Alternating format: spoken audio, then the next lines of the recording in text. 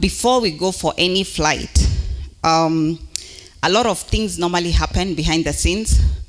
Because even by the time we tell you to board the flight, even us now, we've come in as the cockpit crew and the cabin crew, and we've also done our checks before, we welcome you on board.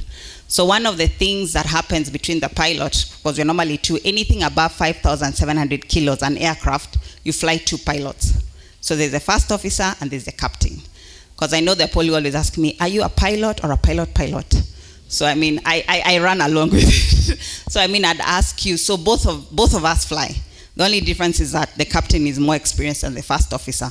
But in terms of flying, both of us are capable of flying. So the dispatch people now come, they give us, the weather, where we are going, and route, everything, all the information that we need. So this particular day, we're going to Seychelles. And the weather into Seychelles, the time we're going to land, there was a storm. So of course, now you can imagine, I don't know if any of you have landed when it is raining.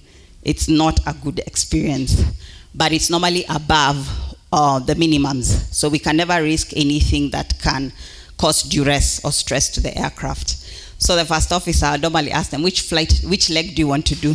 He looked at the other, he said, you go to Seychelles. So we fly to Seychelles. I'm preparing myself mentally. We're going to get a storm. No, going ahead. Thinking about, in case you can't land, we normally go around, just focusing on all the procedures, mentally preparing myself. And by the time we're coming in, starting our descent, the storm had passed.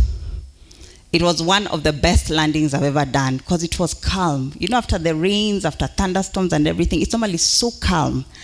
And Seychelles is beautiful. So I was even making fun of him, just taking pictures of the island and the other various islands. It was really, really nice. Came in, we landed nicely, and we moved on. Sometimes storms, they will come. We will be hit here and there. We are believers, so God is more interested in our character. The same way with our children.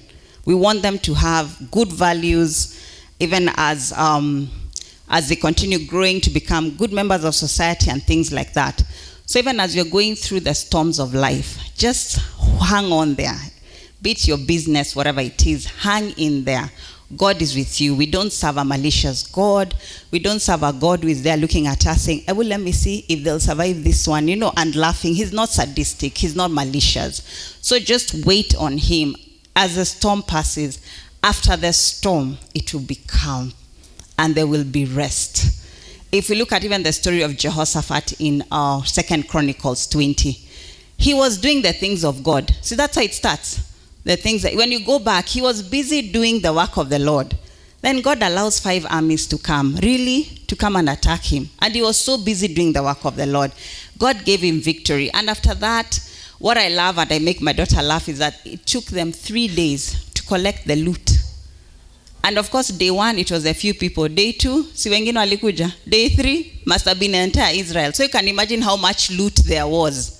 So it's always for our good. Everything works together for good because we love God. We are called according to his plan and purpose. And after that, what are we told about Jehoshaphat?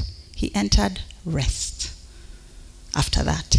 So whatever we are in terms of business, if the storm comes, hide on God.